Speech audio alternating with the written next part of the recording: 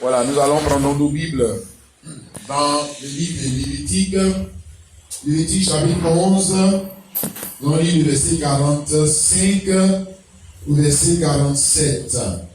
Lévitique chapitre 11, verset 45 au verset 47. Alors, je lis, il dit, car je suis l'Éternel qui vous a fait monter du pays d'Égypte pour être votre Dieu. Je suis l'Éternel qui vous a monté du pays d'Égypte pour être votre Dieu, votre idole, si vous voulez. Et pour que vous soyez saints, car je suis saint. Telle est la loi touchant les animaux, les oiseaux, tous les êtres vivants qui se meuvent dans les eaux et tous les êtres qui rampent sur la terre, afin que vous distinguiez ce qui est impur de ce qui est pur, l'animal qui se mange et l'animal qui ne se mange pas. Amen. Alors, mon sujet, c'est une question. Estimez-vous le même goût que Christ dans votre consommation des choses de la vie? Dans votre consommation des choses de la vie, est-ce que vous exprimez le même goût que Jésus-Christ, la parole qui est en vous? Que Jésus-Christ le dit, ce n'est pas seulement l'écriture. Jésus-Christ, c'est aussi la parole en nous. Alléluia. D'accord. Donc nous avons lu là, je suis parti de la loi de Moïse, ou du moins la loi de Dieu, que Moïse a donné aux enfants d'Israël. On dit la loi de Moïse parce que c'est par Moïse que cette loi a été enfantée. On dit la loi de Moïse, mais en réalité, c'est la loi de Dieu que Dieu a donnée à Moïse pour Israël. Alléluia. Donc, je suis parti, si vous ne pouvez pas lire tout le chapitre 11, je lis tout le chapitre 11, ça va être tout le temps. Je lis juste le résumé. Si c'est la loi qui réglementait la consommation de viande, il y avait donné une loi pour réglementer la consommation de viande, précis, telle est la loi touchant les animaux, les oiseaux, tous les êtres vivants qui se meuvent dans les eaux et tous les êtres qui rampent sur la terre, afin que vous distinguiez ce qui est pur, ce qui est impur, ce qui est pur, l'animal qui se mange et l'animal qui ne se mange pas. Voilà. Donc, la loi a été donnée pour réglementer leur consommation. Voilà, les viandes de brousse, ou de viande, on va dire quoi, de poisson, voilà, la consommation des oiseaux, parce qu'ils doivent manger. Mais, vous voyez, ici, on voit qu'une loi avait été donnée pour réglementer ce qu'ils doivent manger parmi les animaux, ce qu'ils doivent manger parmi les oiseaux, ce qu'ils ne doivent pas aussi manger, ça va de soi, ce qu'ils doivent manger parmi les poissons et ce qu'ils aussi ne doivent pas manger. Alléluia. Et maintenant ici, vous voyez que la loi a été donnée après qu'ils soient sortis du pays d'Égypte. Comme il dit ici, verset 45, car je suis l'Éternel qui vous a fait monter du pays d'Égypte. Donc c'est quand ils sortent du pays d'Égypte qu'il leur donne maintenant cette loi. Vous voyez, il n'a pas donné cette loi quand ils étaient en Égypte. Amen. Mais après qu'ils soient sortis du pays d'Égypte, donc après les avoir rachetés. Vous comprenez? Amen. Donc quand ils sont en Égypte, ça c'était le peuple de Dieu, mais il n'était pas encore l'église de Dieu. Vous comprenez? Amen. Et l'église, c'est un peuple qui a été appelé à sortir hors d'eux. Vous comprenez? Amen. Donc, après qu'ils les aient rachetés, donc ils les fait sortir hors d'eux, c'est là maintenant qu'il leur donne cette loi. Tu vois ça, mon frère? J'ai dit, pour réglementer leur consommation de viande et des animaux qu'ils avaient l'habitude de consommer quand ils étaient en Égypte. Ok? Maintenant qu'ils sortent du pays de l'Égypte, il y a une loi. En fait, l'idée ici, vous voyez, elle ne vient pas comment on appelle ça, de Moïse. Ce n'est pas l'idée de Moïse. Voilà. L'idée selon laquelle maintenant qu'ils ont été rachetés, ils ne peuvent pas manger tout ce que tout le monde mange.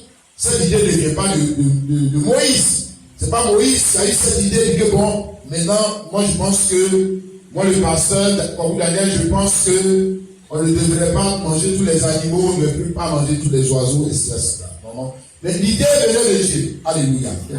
Quelqu'un dit Amen. Amen. Vous voyez? L'idée venait de Dieu. Donc, ici, Dieu voulait que, maintenant qu'ils ont été rachetés, qu'ils sont sortis du pays de l'Égypte, qu'ils sont sortis du monde pour nous, qui sont sortis du monde, on pourra dire même des religions et des dénominations de notre jour, nous puissions comprendre que nous ne pouvons plus consommer ce que tout le monde consomme. Amen. Mais ramenons cela dans le contexte. Ici, mon frère, ma soeur, donc l'idée était que ils ne pouvaient plus pour satisfaire leurs désirs. Parce que quand ils consomment, ça vous satisfaire ton désir. Ton désir de viande, ton désir de poisson. Non, mais même pour satisfaire le désir de poisson ou le désir de viande, ils doivent consommer. Ils ne pouvaient pas consommer tout ce qui existait sur la terre. Non. Ils ne pouvaient pas. Voyez-vous? Amen. Amen. Maintenant qu'ils ont été rachetés dans leur consommation de viande, ou dans leur consommation de poisson, ou dans leur consommation d'oiseaux, ils devaient avoir le même goût que qui? Dieu. Amen. Parce que ici, Moïse est en train d'exprimer le goût de Dieu pour les choses qu'on doit consommer. C'est-à-dire que les choses qui ont du goût pour Dieu, ou pour les choses dont Dieu a du dégoût. C'est ça qu'il dit, afin que vous distinguiez ce qui est impur et ce qui est pur. L'animal qui se mange et l'animal qui ne se mange pas. Hein, frère? Donc avant qu'on les rachète, bon, je ne sais pas, peut-être que je vais bien aboutir. D'ailleurs, j'aimais le mâchoiron, j'aimais le silu, j'aimais le porc, j'aimais, mais maintenant on t'a racheté. Ah, tu dois changer de goût dans ta consommation de poisson, tu dois changer de goût dans ta consommation des oiseaux, tu dois changer de goût. Je ne vais pas dire que moi, en tout cas, moi, c'est ce que moi j'aime, c'est ce que moi j'aime. Non. Si c'est ce que tu aimes, reste dans le monde. Si on veut racheter des gens et on veut leur donner le goût, le goût de Dieu, le goût que Dieu a de la vie. Ici, ça dit du goût que Dieu a de la vie. Parce qu'un animal, c'est une vie. Un oiseau, c'est une vie. Un poisson, c'est une vie. Donc on parle au-delà même de l'animal. Ça, on va faire. Le goût que Dieu a de la vie et le dégoût. Il a pour quelle vie? Il a le dégoût de quelle vie? La vie impure. Dieu a le dégoût pour la vie impure. Je lis ça pour toi. Verset 45. Enfin, vous disiez, ce qui est impur, ce qui est pur. Impur, c'est quoi? Vie impure. Pur, c'est quoi? Vie pure. L'animal, donc, c'est une vie. Une vie impure. Et notre animal, lui, c'est une vie pure. Mais maintenant, là, ici, l'animal, vie pure, impure, là. Qui a décidé que c'est pur? Qui a décidé que c'est impur? C'est Dieu qui a décidé. Celui qui a créé sa chose, maintenant, lui, il a créé la boutique, il a créé les poissons, il a créé les portes, il a fait les créer. Maintenant, lui-même, il dit que lui, là, que moi, il est créé là. Lui, là, il est impur. Aïe. Le poisson, là, mâchoiron, là. Lui, là, moi, Dieu, il dit que je l'ai créé, mais il est impur. C'est moi, Dieu qui l'ai créé. Moi, je te dis qu'il est impur. Maintenant, toi, que je l'ai racheté là, toi aussi, il faut dire qu'il est impur. Il faut dire la même chose. Dis la même chose. Tu vois, c'est là que le parole va commencer. C'est pas Dieu qui a créé. C'est pas Dieu qui a créé. Tout ce que Dieu a créé. De toute façon, nous sommes les chrétiens. Nous sommes les chrétiens. Tout ce qui est sur la terre là, c'est pour nous. C'est pour nous. On mange ce qu'on veut. On fait ce qu'on veut. Ah bon? Mais eux, ils étaient quoi? Pas les adorateurs de Dieu. Je parle des adorateurs de Dieu. Apparemment, ils ne pas des adorateurs de Dieu. Il dit que quand je suis l'Éternel qui vous a fait monter du pays pour être votre Dieu, pour que vous soyez saints. Car je suis saint, ça veut dire quoi? Consacré, mis à part. Pour que vous soyez saint comme je suis saint.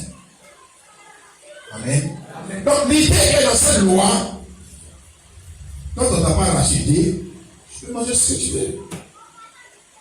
On est encore dans le naturel, mais on va passer tout à l'heure dans la compréhension spirituelle de cette loi. Mais dans le naturel déjà, Dieu veut enseigner quelque chose. Tu vois, donc c'est comme j'ai dit toujours que dans le commencement, comme Dieu sait qu'ils sont des enfants, tu vois, quand tu es un enfant, tu ne commences pas par dire, tu ne commences pas par enseigner les maths avec des chiffres. Tu commences à enseigner les maths avec des lettres. Si c'est un enfant, si tu commences tout de suite à les maths avec les chiffres, tu vas l'embrouiller. Donc tu commences les maths avec les lettres. 1 plus 1, 2 plus 2. Et puis maintenant, quand il monte, à un niveau, maintenant, on enseigne les maths avec les lettres. Donc on enseigne sur les maths avec les lettres. Oui, ça existe, on enseigne les maths avec les lettres. Pourquoi? Parce que l'enfant est à un niveau où il peut comprendre. Tu comprends? Donc, on va, pour que Dieu arrive au niveau supérieur de l'enseignement de quoi?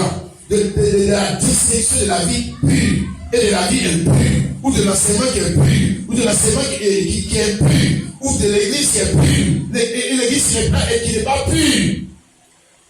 Dieu commence, il dit, moi j'ai créé les animaux, maintenant moi je dis, lui il est pur, lui il n'est pas pur, lui il est pur, lui il n'est pas pur, lui il est pur, lui il n'est pas pur. Maintenant vous commencez à faire cette distinction. On commence d'abord sur les animaux. Ça c'est, tu vas enseigner l'enfant à dire papa, pour A, pour Abba. Ça c'est le cyprien, pour Abba, et puis comme ça, tu dis papa. Ah, c'est papa, il lui dit papa. Voilà. Donc, on avance dans l'enseignement. Le problème aujourd'hui, pour l'église, c'est que tu as des problèmes avec l'église, tu as des problèmes avec nous parce que nous sommes des enfants. Nous sommes des enfants. Et malheureusement qu'on dit qu'on a quitté la dénomination. Non. Notre cœur n'a pas quitté la dénomination. Notre cœur est toujours attaché à la compréhension de ce qui est bon et mauvais selon le monde. Voilà. Selon le monde, même pas selon la religion. Ici, le dernier, c'est ce qui est bon et mauvais, non pas selon les Égyptiens, selon lui. Qu'est-ce qui est bon? Mais c'est pas lui qui a créé le poulet, ou qui a créé l'aigle, ou qui a créé. Si tu reprends Lévitique 11, tu auras toute la liste des animaux qu'il a dressés, c'est pas vrai. Mais c'est pas lui qui a créé. Mais l'aigle même qui a c'est bon, le Dieu là, il dit que l'aigle est blanc. Que lui, il est blanc. Il est blanc. Alors, donc, qu'est-ce qu'il veut montrer? Qu'est-ce qu'il veut leur montrer? L'idée est que, comment je vous ai racheté pour que vous n'ayez plus le même jugement de la vie pure ou impure, ou alors des choses de la vie que vous devez consommer pour satisfaire vos désirs, parce que vous consommez pour satisfaire vos désirs, et c'est normal, vous avez des désirs. Ok? Amen. Mais si vous êtes converti, si vous êtes racheté, le rachat implique un changement de goût dans la consommation des choses de la vie. C'est ça d'abord qu'il est en train de dire. Mais si vous êtes racheté, mais vous ne pouvez pas avoir encore le même goût. Ce n'est pas possible. Mais si vous êtes racheté, je suis votre mari maintenant, je suis votre Dieu, votre idole. C'est plus le monde, les gens disent, c'est moi qui suis votre idole. Donc, moi, votre idole, quand je dis que ça c'est noir, vous allez dire aussi que c'est noir. Mais alors, regarde même les gens du monde, les idoles, quand ils disent que ça c'est rouge, même quand c'est noir, lui, il doit dire que c'est rouge comme son idole. Et Dieu, mon frère, et jamais qu'il suit les idoles dans le monde là. Il parle comme son idole, il veut s'habiller comme son idole, il consomme les choses comme si son idole qui a parlé de lui. C'est la marque, telle marque que je porte. Lui aussi s'habille. Il consomme ce que son idole consomme. il a le même goût que son idole. Mais alors, l'Éternel Dieu, il vous rachète et il va vous exprimer son goût. Et vous allez lui dire que non, nous c'est la grâce. Nous on peut manger tout. C'est la grâce, on peut manger tout. Pourquoi? Pourquoi vous n'avez pas exprimé le même goût que lui? Alléluia. Mais maintenant, moi je vais élargir. Lui parlait sur la nourriture, mais en réalité, il ne faut pas le consommer. Hein? Ce qui se mange, ce qui ne se mange pas, on dit les autres leçons, manger c'est consommer. Il a dit que nous sommes tous des consommateurs. Hein? Dans ce monde-là, nous sommes des consommateurs. Nous consommons au sens propre comme au sens figuré. Hein? Alléluia. Et quand on consomme, ça vous fait quoi? Ça vous satisfait ton désir. Tu consommes, quand tu manges, c'est quoi? Même un naturel, tu manges. C'est un désir à satisfaire. C'est un désir à satisfaire, c'est ce que tu manges. Donc tu manges pour satisfaire ton désir. Ou ton appétit. Appétit là aussi, ça peut être appétit de sexe, ça peut être appétit de ton enfant, ça peut être appétit aussi d'habillement. Ça peut être appétit, tout ça c'est appétit. Mon frère. Tout ça, tu manges pour satisfaire quelque chose. Il y a une faim qui est là, qui fait que tu prends cette chose-là pour la consommer. Ok? Amen. Alléluia. D'accord, donc je vais l'élargir maintenant. Tu vois, non, mon frère, ma soeur. Mais tant qu'un homme n'est pas encore racheté, tant qu'un homme n'est pas encore converti, ici c'est la conversion à Dieu. Et conversion, je dis, c'est pas changement de lieu de culte, c'est changement d'opinion. Conversion, c'est pas que j'étais musulman, et j'ai pris à la mosquée, et là j'ai pris dans l'autre église. C'est pas ça conversion. Conversion, c'est changement d'opinion. Ici, là, c'est changement d'opinion. Bon, il était en Égypte, il mangeait agouti. Il mangeait agouti. Non, ça c'est la viande. Chauve-souris, c'est la bonne viande. Dieu le délivre, il dit que chauve-souris là. Dieu souris là. Qu'est-ce qu'il est là? Moi, Dieu, je dis que c'est impur. Je suis ton idole. Si je dis que c'est impur là, à partir de ce moment, toi, tu dois aussi dire que c'est impur. Si on dit la même chose. Hein? Ah, c'est là maintenant le papa commence son frère. Comment ça? Pourquoi il dit ça? Pourquoi il dit ça? Et sauvé par la grâce. Sauvé par la grâce, puis justement, la grâce de faire la volonté de Dieu. Mais non pas la grâce de faire notre volonté. C'est ça la grâce. C'est pas la grâce de faire ta volonté. C'est la grâce de faire ce que ton idole dit. Ce n'est pas ce que ton ventre dit. Ce n'est pas ce que ton appétit sexuel dit. Mais ce que le Saint-Esprit en toi lui dit.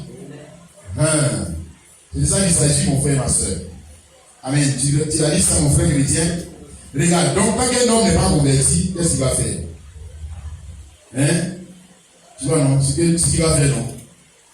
Tant qu'un homme n'est pas converti, tant qu'une femme n'est pas convertie, peut fréquenter l'église n'est pas converti. N'est pas converti. Mais conversion, on dit, c'est changement d'opinion. Conversion, ce n'est pas toujours bon. J'étais catholique. Maintenant, j'étais avec les catholiques, maintenant je suis avec les protestants. C'est pas ça conversion. Je suis catholique. Mais est-ce que tu as changé d'opinion? Est-ce que tu as changé d'avis? Est-ce que tu as changé de compréhension? C'est ça. Pour ça, le message des temps de la fin est difficile, que ça passe. Les gens croient que je suis déjà chrétien. Il n'y a pas besoin du message de William Branham. Non, mais le message de William Branham, c'est quoi? On va y arriver. C'est le prophète de l'âge. Et le prophète de l'âge vient avec quoi? Il vient pour exprimer le goût de Dieu. C'est ça. Parce qu'ici, même là, c'est pas Dieu. Dieu n'est pas descendu pour leur parler. C'est Moïse qui allait leur parler. Que Dieu lui dit qu'il n'aime pas Oudi. Il n'aime pas chauve-souris. Dieu lui dit qu'il n'aime pas poisson silure. Qu'à partir d'aujourd'hui, vous ne mangez plus poisson silure. C'est Moïse qui leur parle. C'est pas Dieu. C'est le prophète. C'est le prophète qui exprime au peuple de Dieu le goût de Dieu, ou le pasteur qui exprime au peuple de Dieu le goût de Dieu. C'est un homme qui va te parler. Dit que non, Dieu dit qu'il n'a qu'à venir lui parler. Ah bon? Non, Dieu ne te parle pas comme ça. Il ne te parle par son ministre, par son ministère ou par son corps. Alléluia. Tu réalises ça, mon frère, ma soeur. Donc, première chose que tu vas voir, c'est que tant qu'un homme n'est pas converti, qu'est-ce qu'il fait? Qu'est-ce qu'il va faire? Regardez ses goûts. Le goût exprime le goût de l'homme là, ou le goût de la femme là, exprime quoi? Hein? S'il est converti, il n'est pas converti. C'est pas compliqué. Regardez ce goût. Quel est le goût qu'il avait avant quel est le goût qu'il a maintenant?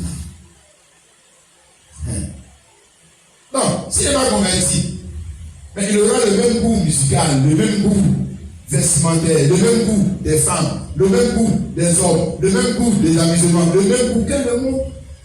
Ça va de soi, c'est comme ça. 1 Corinthiens 6:12. Il dit, tout m'est permis, mais tout n'est pas utile. Mais tout m'est permis, mais je ne me laisserai assurer par quoi il serait. Lui, il ne peut pas dire que tout m'est permis, mais tout m'est utile. Il dit, tout est permis, tout est permis, tout est permis. Il n'est pas converti, tout est permis. Tout est permis. Tout est permis pour faire quoi? Pour satisfaire son appétit, tout est permis. Pour satisfaire, on va dire encore quoi? C'est tout. Tout est permis. Tout est permis. Or, la Bible dit, tout est permis, mais tout n'est pas utile. Et que le chrétien ne doit pas se laisser asservir. Même par les choses permises. Même par les choses permises. La Bible pour nous faire donner des choses qui ne sont pas permises. Même par les choses permises, comme quoi? Boire de l'alcool. Même par les choses permises, comme quoi? Manger, simplement manger. Parce que tu peux être accro de la nourriture. C'est maladie, tu vas avoir. C'est maladie, tu vas avoir. Si tu te laisses asservir par la nourriture, tu vas avoir dedans. Tu te laisses asservir par l'alcool, tu vas avoir dedans. Tu te laisses asservir par le sexe, tu vas avoir aussi dedans. Ainsi de suite. Donc, là, on n'est pas converti. Tu vois, non? Tu vois son goût, non? Et puis, quand tu parles comme ça, chacun regarde, on se regarde, tu te regardes, on va dire que ça, on parle du frère, là. Ça, c'est la sœur, on parle. Non. Il faut laisser ça. Regarde ton cœur, c'est à toi-même, là. Ton goût a changé. Si ton goût a changé. Tu vois, non? Mon frère, ma soeur. Alléluia. Donc, Dieu avait dit ici que c'est pas parce qu'on a des désirs à satisfaire qu'on va faire quoi? Consommer de tout ce qu'on voit. C'est ça qu'il avait dit. C'est pas parce qu'il y a des désirs à satisfaire, sur le plan nutritionnel, il dit c'est pas parce qu'il y a des désirs à satisfaire que tu vas manger tout ce que tu vois. Si tu veux faire ça, tu vas tomber malade. Manger à excès, tout ce que tu vois. C'est parce qu'il y a des désirs à satisfaire que tu vas consommer. Il dit aux gens d'Israël que vous n'allez pas faire la distinction entre ce qui se mange et ce qui ne se mange pas. Moi je dis, Dieu, qu'il y a des choses qui se mangent pas. Dieu dit la même chose. Ok? Amen. Surtout pour quelqu'un il dit qu'il est chrétien. C'est qu'on parle ici du chrétien, n'est-ce pas? Il est païen, il est ignorant de la vie de Dieu. Un païen, c'est quelqu'un qui est ignorant de la vie de Dieu. Donc il est ignorant les Égyptiens sont là-bas, ils mangent tout. Ils ne connaissent pas cette loi, ils sont ignorants de ça. Voilà. Donc, un païen, c'est quelqu'un qui est ignorant de la vie de Dieu. Mais il peut fréquenter l'église, mais il est ignorant de la vie de Dieu. Voilà. Il ne sait pas que dans la vie, même tout court, il y a des choses qui se mangent, il y a des choses qui ne se mangent pas. Après, voir les gens maintenant, quand on va voir dans le sens moral des choses, dans le sens spirituel des choses, il y a des choses qui se mangent, il y a des choses qui ne se mangent pas. Éphésiens chapitre 4, le verset 17, il dit, voici donc ce que je dis, et je déclare dans le Seigneur, c'est que vous ne devez plus marcher comme les païens, qui marchent selon la vanité de leurs pensées. Ils sont l'intelligence obscurcie. Ils sont étrangers à la vie de Dieu, à cause de l'ignorance qui est en eux et à cause de l'ambition de leur cœur. Donc, ne marchez pas comme eux. Ne les prenez pas comme mesure de, on va dire quoi, de justice ou mesure de ce qu'on mange, ce qu'on ne mange pas. Non. La mesure, pour savoir ce qui est impur ou pur, c'est la parole de Dieu. Bon, quelle était la mesure ici? C'est la parole du prophète. Lui, la parole de Dieu vient par le prophète. Donc, c'était ça la mesure pour Israël. Mais les choses là, est-ce qu'ils la parole de Moïse? Non. Ils avaient la mesure de ce qui se mange, ce qui ne se mange pas. Voilà. Donc nous parlons du prophète de notre âge. Le Moïse, c'est notre âge. Non, on ne va pas parler de façon générale. On va dire Christ.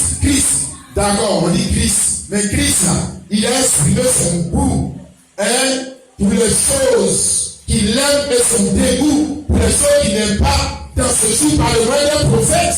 Maintenant, si tu veux nier ça, mais ça, c'est faut nier aussi pour Moïse. Ni aussi pour Moïse. Ni aussi pour Paul. Ni aussi pour Jérémie. Ni depuis le seul an, il y avait quelqu'un par qui Dieu avait exprimé son désir à son peuple, à son église.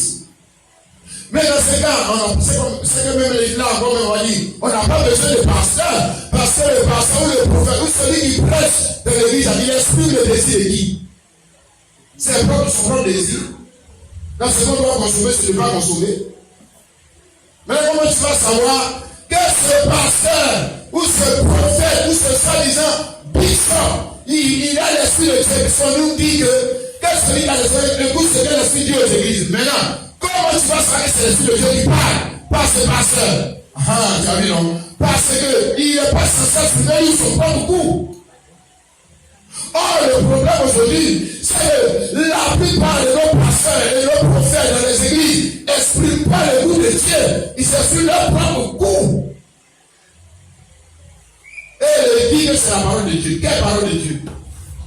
Et puis maintenant, ce que vous mangez, c'est ce que le monde aussi mange. Comment se fait-il que vous êtes arrivé maintenant à manger la même nourriture que le monde? Comment se fait-il que vous avez la même consommation des choses de la vie que le monde? Regarde pour ici, nourriture, frère, on ne parle même pas des choses spirituelles. Nourriture, abouti, porc, tout ça interdit.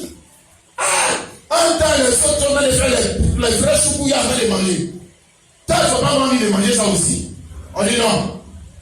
Toi, tu es un enfant de Dieu, toi, ta bouche là, tu vas servir à louer Dieu. Est-ce que tu allais d'accord avec ça? Et ça, c'est les pasteurs là dans les églises maintenant, c'est leur propre conception de ce qu'ils expriment. Donc Moïse l'exprimait pour lui. Ce n'était pas pour lui. C'était la vérité de Dieu. Que Moïse s'est venu exprimer dans le jour. Oh, alléluia. Donc l'idée qu'il y avait dans cette loi est que, je me répète pour qu'on puisse bien me saisir ce matin, c'est pas parce que tu as des appétits sexuels à satisfaire. C'est pas parce que des appétits même tout court à satisfaire que tu vas manger tout ce que les autres mangent. Non. Tu ne sais pas que tu es certain de Dieu. Tu ne sais pas que tu es chrétien. Tu ne sais pas que tu as été racheté. Toi, tu as été racheté, non, tu as racheté du péché, non. Et que tu appartiens maintenant à un autre maître, Jésus-Christ.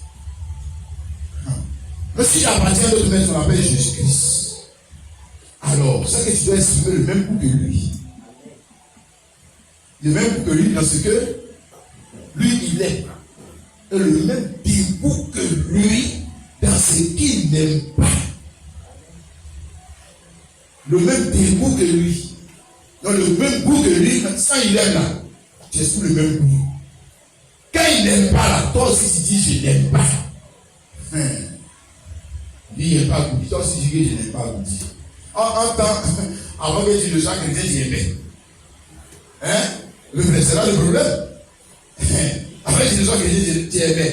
Maintenant, tu es converti à lui, maintenant tu dis que non, je ne t'aime pas. Il faut dire à ton cœur que je n'aime pas. Je n'aime pas parce que mon maître, mon mari n'aime pas. Mon Dieu n'aime pas. Mon idole n'aime pas. Et mon idole, c'est Jésus-Christ. Il n'aime pas. Alors moi aussi, je n'aime pas. Tu vois ça, non? Tu dis Amen, ma soeur. Alléluia. Bien, maintenant, tu vois, ici, l'idée qui était exprimée, je l'ai dit,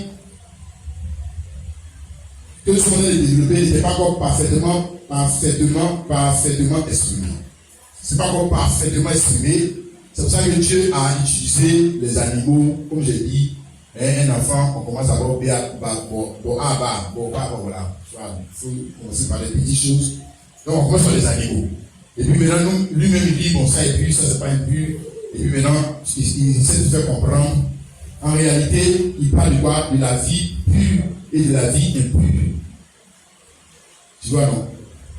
La vie pure et la vie impure. C'est de ça qu'il est en train de te parler. C'est pas manger dans la bouche. On va dire seulement. Mais de la vie pure et de la vie impure. Ça ne peut pas être bien exprimé parce que Moïse, ce n'est pas la parole faite chair. Moïse, c'est la parole écrite. Tu comprends? Donc, comme c'était la parole écrite, donc ça devait commencer de cette façon. Pour que ça arrive à Jésus-Christ, la parole faite chair, où l'idée allait bien l'exprimer. Pour nous faire comprendre qu'est-ce qu'il veut dire. Qu'est-ce que Dieu a contre la boutique ou bien contre le porc? Il n'a pas de problème avec le porc, mais il a un problème avec l'impureté. Tu comprends? Il a un problème avec l'impureté. Donc ce n'est pas le porc qui a le problème, c'est l'impureté. C'est l'impureté. Or Jésus lui-même il dit que ce n'est pas ce qu'on mange qui rend impur. C'est ce que Jésus va dire maintenant. Ici dans Matthieu chapitre 15, on va lire ça ensemble bien élevé. Matthieu 15, le verset 17 à 20. Matthieu 15, 17 à 20. Ne comprenez-vous pas que tout ce qui entre dans la bouche va dans le ventre, puis est jeté dans le lieu secret, mais ce qui sort de la bouche vient du cœur, c'est ce qui souille l'homme. Quand c'est du cœur que viennent les mauvaises pensées, les meurtres, les adultères, les impudicités, les vols, les faux témoins, les calomnies. Voilà les choses qui souillent l'homme. Mais manger, sans se laver les mains, et moi j'ajoute, mais manger quoi encore? Aboutir, manger porc, manger, parce qu'il dit au verset 17, ne voyez-vous pas que tout ce qui est dans la bouche va dans le ventre, puis est jeté dans le lieu secret? Maintenant, il commence à te montrer que non, c'est pas ça qui suit l'homme. Tu comprends? Donc, manger sans laver les mains, ça ne suit pas l'homme. Donc, qu'est-ce qui suit l'homme? Ce qui vient du cœur. Les pensées impures. Que si tu consommes cette pensée, c'est ça qui va te souiller. Donc si tu consommes la pensée de l'adultère, si tu consommes la pensée du meurtre, etc. Si tu consommes, par exemple, si on consomme, le péché se consomme. Si tu marches toute ta vie en train de manger l'impureté, tu deviens l'ennemi de Dieu. Dieu, lui, il n'aime pas ce qui est impur. Il n'aime pas les pourris. Si tu passes ta vie à consommer tout ce qui est pur, tu seras aimé de Dieu. Et tu es censé être, on va dire quoi, un homme pur. Tu n'es pas censé être une église impure, un esprit impur, un endroit où vit et se pratique l'impureté. Mais tu es censé être dans où se pratique quoi? La pureté. Alléluia. Tu comprends ça, non? Romains 14, le verset 17, j'essaie de montrer que cette loi-là, en réalité, n'était qu'une ombre. Et puis, on va passer à la réalité. Romains 14, 17, il dit ceci ici. Car le royaume de Dieu, ce n'est pas le manger, le boire, mais la justice, la paix, la joie par le Saint-Esprit. Celui qui sert de cette manière est agréable à Dieu et approuvé des hommes. Là, le royaume de Dieu, c'est pas, tu vois. Maintenant, on est arrivé dans la grande classe, maintenant, tu vois. On a quitté les petites choses, et il est en train de nous enseigner les grandes choses. Donc, le royaume de Dieu, c'est pas le manger, le boire. Or, d'abord, dans le Lévitique, c'était quoi? Manger, boire. Hein? Voilà, dans les enfants d'Israël, on pensait que c'était une affaire de quand tu manges, tu es impur. Quand tu ne manges pas, tu es impur. Il dit non. Ça, c'était parce que c'était aussi payé qu'il disait bon en bas. Mais on ne dit pas bon en bas. Voilà, on ne dit pas. Quand tu veux dire pas, on dit papa. Voilà. Donc on ne dit pas de cette manière. Mais ça, c'est parce que j'étais les enfants que je faisais ça. Maintenant, on est arrivé à un autre niveau où la parole a été faite chair. Amen. Pour nous, pour s'exprimer parfaitement. Parfaitement. Pour nous révéler la pensée qui était cachée dans cette loi. Et c'est cette pensée qui est cachée dans cette loi de ce matin, nous sommes en train de méditer. Pour que vous et moi, nous puissions être quoi? Le peuple que Dieu recherche. Voilà, le peuple de Jésus-Christ. Le peuple qui a pour idole Jésus-Christ. Pas pour idole les faux pasteurs. Qui a pour idole Jésus-Christ. Alléluia. Tu as compris ça, mon frère, ma soeur? C'est la même, Paul a dit la même chose aussi là. Je lis toujours 1 Corinthiens 8. 1 Corinthiens 8, le verset 8. Il dit, ce n'est pas un aliment qui nous apporte de Dieu. Si nous en mangeons, nous n'avons rien de plus. Si nous n'en mangeons pas, nous n'avons rien de moins. Ok? Voilà, donc, tu vois, parce que dans la foi chrétienne, il y a beaucoup qui ne comprennent pas bien la transition qui s'est faite entre la loi et la grâce. Voilà, il y a tout est mélangé dans quel complot là. Voilà, c'est Moïse qui a dit, c'est Moïse qui a dit. Ouais, on ne dit pas que Moïse ne l'a pas dit. Mais Moïse l'a dit, et puis maintenant Christ nous a révélé le fond de la pensée. C'est ça. Maintenant nous sommes passés du naturel au spirituel. Pour comprendre maintenant la pensée qui était derrière. Donc ce n'est pas l'aliment qui va te rapprocher de Dieu. Non, si tu manges, tu n'as rien de plus. Mais si tu t'abstiens aussi de manger, parce que s'il y avait un débat sur les aliments purs et impurs, parce que la conception religieuse n'était pas encore quittée dans les gens. Et aujourd'hui, même dans l'église, beaucoup, la conception religieuse n'est pas encore quittée dans la tête des gens. Voilà. Donc il ne savent pas définir l'impureté et la pureté selon Christ. Ce n'est plus selon Moïse, mais c'est selon Christ. C'est là qu'est parfaitement révélé la chose. Et puis, dans Jean chapitre 1, le verset 17, l'apôtre Jean dit ici que quand la loi a été donnée par Moïse, la grâce et la vérité sont venues par Jésus-Christ. Donc, la grâce et la vérité ne sont pas dans la loi. Donc, la loi, c'est l'ombre. C'est l'ombre de la grâce et de la vérité. On ne va pas dire que c'est un mensonge, mais c'est une ombre. Voilà, c'est une ombre. Maintenant, la vérité est venue. La vérité, sur cette loi. Amen. Alléluia. D'accord. Nous allons reprendre ici depuis le livre de la Genèse et voir qu'en réalité, la pensée, l'idée, Dieu a toujours eu l'idée et son idée traverse toute la Bible. L'idée traverse toute la vie. L'idée que nous sommes en train de voir, c'est-à-dire c'est pas parce que tu as des désirs à satisfaire que tu vas manger tout ce qu'on boit. Tout ce que tu bois, tu bois. C'est pas vrai. Voilà. Et que si tu dis que tu as l'esprit de Dieu, tu dois avoir le même goût que Dieu dans ton jour. Ah, ça c'est forcé. C'est obligé. Dans les choses que tu dois consommer là. Si tu dis que tu es le vrai pasteur, si tu dis que tu es la vraie église, c'est que ce pasteur, ce prophète, il doit être comme Moïse pour te montrer la différence entre ce qui se mange et ce qui ne se mange pas. Maintenant, si tu ne veux pas accepter, tu vas trouver Dieu au jugement avec ce que ton pasteur a dit. Tu vas le trouver au jugement là-bas. Et puis tu vas comme le pasteur dit, tu ne le considères pas. Tu vas réussir à convaincre Dieu et tu vas rentrer dans son paradis. Là, c'est ton problème. Là, c'est ton affaire. Genèse chapitre 2, le verset 16 à 17, demandez depuis le début, Dieu avait exprimé cette pensée. L'Éternel Dieu donna ce don alors.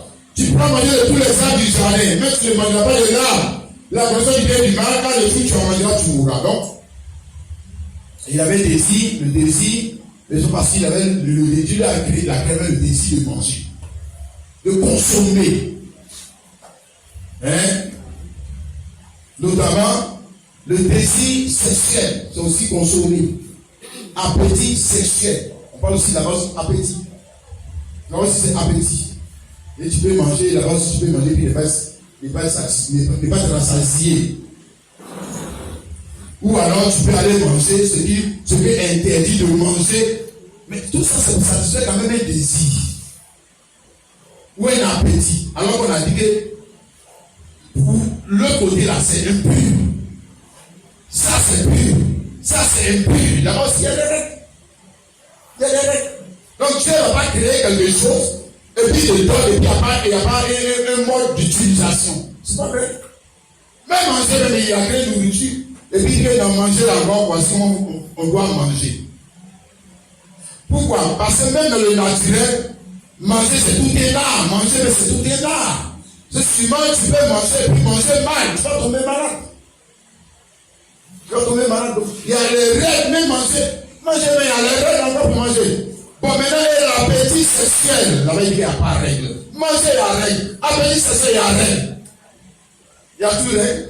Partout les règles. Règles définies par qui? Qui définit les règles? Mais c'est le créateur, c'est pas toi qui as créé. Qui va définir? Mais c'est le créateur. Si j'avais créé ton monde, tu définis toi tes règles. Mais lui, il a créé son monde, lui, c'est lui qui définit ses règles. Donc, c'est lui qui dit ça, c'est impur, ça, c'est impur. Mais si tu ne veux pas, c'est que toi, tu as un problème avec celui qui a créé le jeu de la vie. Tu as un problème avec lui. Tu as un problème. Donc, Adam et Ève, on lui dit, vous pouvez manger tous les âges de la vie, sauf le fruit de la connaissance du bien et du mal. Car le jour où vous allez manger, vous allez mourir. Ou vous allez être impur. Ou vous allez être tout ce que vous connaissez là. Ça. Donc, gardez la pureté. Vous pouvez manger tout sauf ce que Dieu a déclaré impur. C'est pas lui qui a créé l'arbre. C'est lui qui fixe les règles. Hein, frère?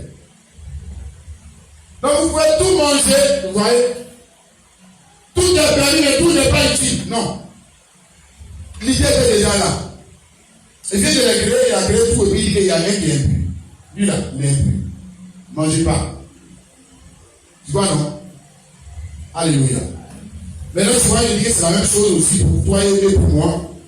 Pour satisfaire, ici, je vais plutôt parler de l'appétit sexuel.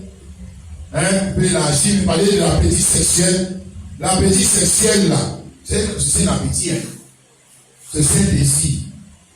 Voilà. Que tu dois satisfaire en mangeant, en consommant. En consommant par le sexe. Tu dois consommer une femme. Ou tu dois consommer un homme. Pour satisfaire cet appétit. Ah oui, si. Il n'y a pas une manière. Hein, mon frère? Amen. Bien maintenant, pour satisfaire cet appétit, mais tu ne peux pas consommer toutes les femmes. Hein? Tu comprends? Tu peux pas, est-ce que tu peux consommer ta soeur pour satisfaire cet appétit? Tu peux faire ça? Tu ne peux pas. Mais est-ce que ce n'est pas une femme? C'est une femme, non? Ah, c'est pas une femme. Si c'est une femme, ta maman, tu peux la consommer aussi. Tu peux la manger. Vous avez fait cet appétit. Parce que j'ai envie de manger. Parce que tu as un appétit à satisfaire, donc tu te vas si ta maman. Tu as fait ça? Non, ta soeur. Tu fais ça? Ta cousine. Le vrai. Hein? Le frère de ton père. Tu vas venir. Vous satisfaire ton appétit. Tellement tu as faim, quoi. Ça non. Non. On veut dire quoi? Dans la loi de Dieu, dans la loi de Dieu, il y a des relations que Dieu a maudites. Si. Il y a des relations que Dieu a maudites. Si tu vas rentrer dedans, c'est que tu prends la malédiction. Hein? Sortir avec ton frère, Dieu a maudit. Les sœurs, Dieu a maudit. Sortir avec sa mère, sortir avec sa fille. Hein? C'est des relations maudites. Hein? Sortir avec la sœur de ta femme, alors que ta femme est vivante. Mais tu as maudit. Là, les relations sont maudites. Frère, c'est pas le monde n'est pas déclaré. il a commencé à définir, et tout ça dans la loi de Moïse, on n'a pas le temps. Si vous pouvez marquer ça du 18, tout le chapitre 18, vous avez toute la réglementation sur la consommation du sexe. Toute la réglementation. Définie. Mais pas qui est la Bible? Qui l'a défini? C'est lui le régulateur. C'est pas toi. Comme ça c'est un peuple, il dit que les traditions c'est l'inceste. Les traditions c'est la on appelle ça tradition. C'est l'adultère. Les traditions que si ma femme n'est pas là, la soeur, sa petite soeur peut venir m'assister pour prendre soin de moi. Elle appelle ça tradition. Elle appelle ça tradition. Ils sont ignorants de la vie de Dieu. Ils connaissent pas la loi de Dieu. Mais toi qui connais la loi de Dieu, est-ce que tu as consommé le sexe comme les païens consomment le sexe? C'est ça. Et tout est permis. Mais non. Tout est, dans cette tout n'est pas permis. Il y a des puretés, il y a pu et puis impur. Il y a pu et puis impur. Si, voyons ça ici dans le livre du Proverbe. Proverbe 6, Proverbe 30 à 35. On dit on ne tient pas pour innocent le voleur qui dérobe pour s'atteindre son appétit quand il a faim. On ne tient pas, tu vois non? On ne tient pas pour innocent le voleur qui dérobe pour faire quoi? Il allait voler parce qu'il a faim. Hein? Si on le trouve, il fera une question scientifique. Il donnera tout ce qu'il a dans sa maison. Et pourtant, il allait voler parce qu'il a quoi? Faim. Il a faim. Donc, il allait voler pour s'atteindre son appétit. On dit que, sur la trappe, frère, va jamais faire ça. Tu vas voir ce que les gens te font. Pas dire que non, il a fait la carte de laisser. Quoi? Il a volé. Pour faire quoi? Il a volé pour manger. Vous ne pouvez pas dire qu'il a volé pour la carte de laisser. Jamais. On va bien les avancer. Pour lui montrer que pour satisfaire son appétit là, on ne vole pas. On ne vole pas le bien d'autrui. Hein? Mais il parle ici de quoi? Il parle ici de l'adultère. Mais celui qui commet l'adultère avec une femme est dépourvu de sens. Celui qui veut se perdre, c'est comme il agit comme ça. Celui qui veut se tuer. Il veut se tuer. C'est ce un homme comme femme. Donc tu ne peux pas satisfaire ton appétit, tu vas prendre un complet exemple la femme de quelqu'un d'autre. C'est que son appétit. Aïe. Comment ça? C'est plus. Hein? Mais pour satisfaire mon appétit, je vais d'homme en homme. Ou je vais de femme en femme. C'est une fille impure. Et cette vie impure, Dieu lui-même a exprimé son dégoût pour cette fille. Son dégoût. C'est une vie abominable. Il existe quoi? La repentance. Puis l'homme doit se repentir. Il y a une pratique cette vie. Ça veut dire qu'il est sorti même de l'adoration. Et qu'elle est dit que c'est l'église spirituelle qui agit ainsi. Elle est sortie de quoi? De l'adoration. On va le voir. Jacques chapitre 1, le verset 13. Jacques chapitre 1, le verset 13 à 15. Ne que personne, lorsqu'il est tenté, dise que c'est Dieu qui me tente. Dieu ne peut être tenté par le mal et ne tente lui-même personne. Chacun est tenté quand il est attiré, amorcé par sa propre convoitise. Puis la convoitise, lorsqu'elle est conçue dans le cœur, elle enfante le péché. Et le péché étant consommé, produit la mort. C'est ça. Hein? Un peu ce que Adam et Ève ont fait.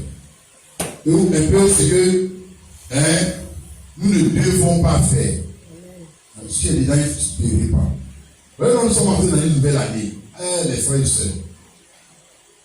change de goût. Les choses de la vie. Puis tu as l'habitude de consommer.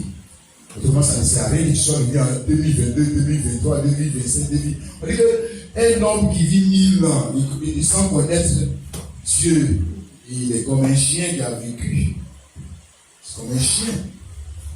Ça sert à quoi de vivre longtemps? Sans jamais être entré en Christ pour exprimer son goût pour les choses de la vie ou son dégoût pour les choses de la vie. Parce que la vie est éternelle, ça. C'est ça, mon frère. Alléluia. Donc, Adam et Ève, ce qu'ils ont fait, c'est ça que la Bible a fait de nous montrer. Ils n'ont pas mangé au sens propre. Voilà. Consommer. Mais ils ont consommé le péché. Ève notamment a consommé le péché d'adultère.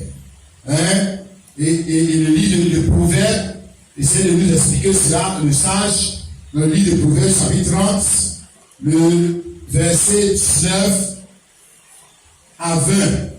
Proverbes 30, 19 à 20. Oh, laissez-moi trouver ça rapidement, voilà. Dit la trace de l'homme, bon, verset 18, il y a trois choses qui sont au-dessus de ma portée, même quatre que je ne puis comprendre, la trace de l'aigle dans les cieux, ça ne se voit pas. La trace des serpents sur le rocher, ça ne se voit pas. La trace du navire au milieu de la mer, ça ne se voit pas. Et la trace de l'homme sur la jeune femme, telle elle envoie de la femme adultère, elle mange. Elle se suit à bout, elle dit, je n'ai point fait du mal. Non, ton pas de manger, ce n'est pas toujours au sens propre, au sens figuré. On consomme une femme, on consomme un homme pour faire quoi? Satisfaire son appétit sexuel. Ok? Bien, maintenant, nous voyons que dans cette consommation, il y a des choses, il y a des actes que Dieu a déclarés purs. Et il y a des actes que Dieu a déclarés impurs. Ok? Donc, ce que Adam et Ève ont fait, notamment Ève a fait, c'était quoi? L'adultère. Elle a consommé, on vu, a veillé, avant que son mari ne vienne vers elle, elle était déjà grosse. De qui? Serpent ancien. Si, elle était déjà grosse du serpent ancien. C'est ça que Dieu a dit dans Genèse, chapitre 3, le verset 15 et 16. Et il dit avant, je vais dire, il toi et la femme par le serpent. Entre ta postérité, la postérité de qui? Serpent ancien. Et la postérité de la femme qui est Christ. Amen. Donc la postérité du serpent ancien. Et le problème c'est que, vous voyez, dans nos églises, disent que la postérité de la femme c'est Christ. Mais quand on leur dit que la postérité du serpent ancien là, c'est aussi un nom et ils veulent spiritualiser ça. Non, l'autre côté là, pourquoi vous ne spiritualisez pas aussi? L'autre côté là, c'est l'homme en Christ, non? Postérité du serpent là, lui aussi c'est qui? C'est aussi un homme. Bon, Christ est venu au monde par quel process? On dit ça à Christ est venu au monde par un process. Mais procéder, c'est pas celui qui est venu au monde par quoi? Par un process. D'ailleurs, le verset 7, il dit à la femme, je montrerai la souffrance de tes grossesses. Il est venu de nous expliquer qu'est-ce qui s'est réellement passé. Elle est grosse. De qui? Mais c'est pas ancien. Donc avant que son mari ne vienne, elle avait déjà perdu sa virginité. Oui. Et on dit, c'est la même chose à l'église aujourd'hui. Avant que Jésus ne vienne pour prendre la Vierge, l'église là, on les a déjà enseignées. Regardez, qu'est-ce qui est conçu en eux? Regardez vous-même. Il faut être aveugle pour ne pas voir ça. Certains les a déjà tous enseignés. Ils sont pris vierges. Dit, à moins s'ils ne se répandent. C'est fini. Où est l'enlèvement? C'est fini. Parce que Jésus vient lever l'église vierge. L'église qui a attendu, elle s'habillait comme on a vu avec Marie. Il a attendu jusqu'à ce que la parole vienne. Et la parole n'a pas trouvé Marie prostituée. La parole a trouvé Marie vierge. Elle attendait, c'est ça, c'est là la foi. Et le mot dit que dans le naturel, c'est ça aussi la foi pour la jeune fille de garder sa virginité pour attendre son mari. C'est là aussi la foi pour le jeune homme de garder sa virginité pour attendre son épouse. Et non pas d'essayer, donner ici, donner ici, donner ici. On dit, qu'est-ce qui se passe? Je suis en train de chercher mon mari. Aïe, c'est comme ça qu'on cherche mari. Si tu as la foi en Dieu, tu attends, Dieu va te l'envoyer. Tu n'as pas besoin de goûter pour aller goûter ici. C'est la vie impure. Et avec cette vie impure, les gens disent qu'ils sont remplis du Saint-Esprit. Ils sont remplis de quel esprit? Et esprit d'impureté. Regarde, mon frère, ma soeur. Elle, la première femme, dont fils là, elle a fait quoi? Elle a fait ce que l'Église a fait de faire. 2 Corinthiens chapitre 11, je reviens un peu dessus. Merci la leçon de la veillée. Juste 2 Corinthiens 11, verset 2 à 4. Dit car je suis jaloux de vous, Dieu jalousie de Dieu, parce que je vous ai fiancé un seul époux pour vous présenter à Christ comme une vierge pure. Toutefois, de même que le serpent s'est séduit elle par sa ruse, je crains que vos pensées de ce courant se retournent de la simplicité à l'égard de Christ. Si quelqu'un vient vous prêcher un autre Jésus, non, on parle de quelqu'un d'autre qui va te dire que n'est pas ton mari et tu ouvres la porte, tu t'en vas avec lui pour coucher avec lui. C'est de ça qu'il s'agit. Et tu as perdu ta virginité. Parce que toi-même, tu ne sais pas, tu ne connais pas la voix de ton mari, Jésus-Christ. Quelqu'un vient de venir te blaguer. Tu parles d'un autre Jésus. Et puis tu dis à donner ta virginité, alors qu'on t'a fiancé pour te présenter à Jésus. Le vrai Jésus. Le vrai Jésus n'est pas encore venu, toi tu n'es plus vierge. Mais c'est que tu as disqualifié dans le monde, c'est pas pour toi. Ce n'est pas pour toi. On dit qu'il va venir maquer une prostituée, une femme souillée, qui vit dans l'impureté, qui a accepté seulement ses purs en elle, pour enfanter, avoir un autre Caïn, et venir nous fatiguer dans le monde. On est venu se fatiguer dans le monde. On se rend compte que Dieu est même cahiéristes, nous de tout encore là-bas, pour aller nous fatiguer. Ah non? Non, c'est parce qu'on va les vierges. Comprends ça, mon frère chrétien. Alléluia. D'accord. Quand nous revenons ici à Adam et Ève, comprenons bien ce qu'ils ont fait. Et il a dit ici dans Genèse 22, l'Éternel Dieu dit, voici l'homme est le lit comme l'un de nous, pour la connaissance du bien et du mal, empêchons-le de maintenant d'avancer sa main, de prendre le dent de vie, d'en manger de vie éternellement. Alléluia. Donc, quand que ça va manger le fruit de l'âme impure, la vie impure, qui les a souillés, et c'est là qu'ils ont eu le désir d'aller consommer le fruit de l'âme de la vie. Tu vas remarquer ça. Amen. Voilà. Ils n'ont pas eu ce désir avant. Ils n'ont pas eu le désir avant. Ils ne pouvaient pas avoir le désir avant parce qu'ils n'étaient pas malades. Tu comprends, non? Comprends bien le langage, mon frère. Ils ne sont pas malades. Comment peux-tu avoir le désir d'aller manger l'arbre qui guérit? Non. C'est quand on est malade qu'on va maintenant manger l'arbre qui guérit. C'est quand tu es malade que tu vas maintenant chercher à consommer le médicament. Tu comprends, non? C'est quand le serpent t'a mordu que tu cherches maintenant l'antidote. Ok? Mais attends, le poison est rentré dans ton corps. Amen. Mais si le poison est rentré par la consommation de quelque chose qui était défendu. Amen. Donc ils sont mangés, ils sont tombés malades, parlons de cette manière. Et ces blancs maintenant sont allés pour chercher à manger l'arbre de la vie. L'arbre de la vie. Oh, tu as compris ça? Amen. Puisqu'ils sont morts. Donc maintenant il faut manger la vie. Ils ont consommé l'arbre de la mort, ils sont morts. Maintenant il faut aller consommer l'arbre de la vie pour vivre. Donc tu ne peux pas aller consommer l'arbre de la vie pour vivre alors que tu n'es pas encore mort. Non. Ça n'a aucun sens. Ça n'a vraiment aucun sens. Voilà. Donc on dit qu'il était à l'éternel, Ils mangeaient l'arbre de la vie. Comment ça, ils mangeaient l'arbre de la vie? À quel moment ils sont allés manger l'arbre de la vie? Ils sont allés manger l'arbre de la vie quand ils ont connu la mort, la maladie, la tristesse. C'est comme vous et moi. Aujourd'hui, dans ce corps mortel, nous avons besoin de Christ. La parole, pour notre jour, pour notre consommation, pour être guéri. Mais il faut d'abord lier la maladie. Si le repas une maladie gâte, si la maladie gâte, doit être là pour ramener le cœur des enfants à leur père, il faut d'abord lier quoi?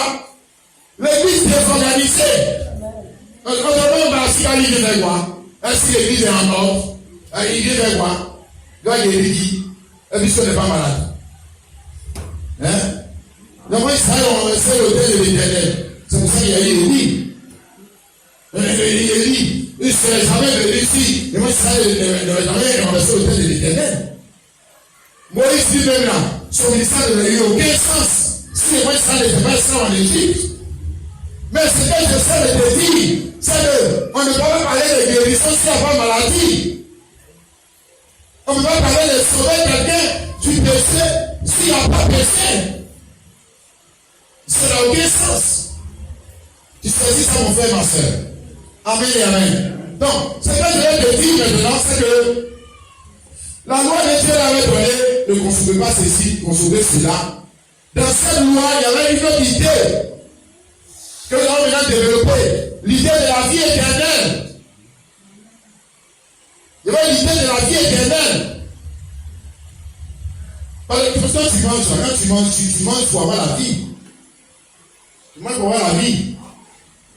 Mais si tu ne manges pas même là, tu vas commencer à t'affaiblir.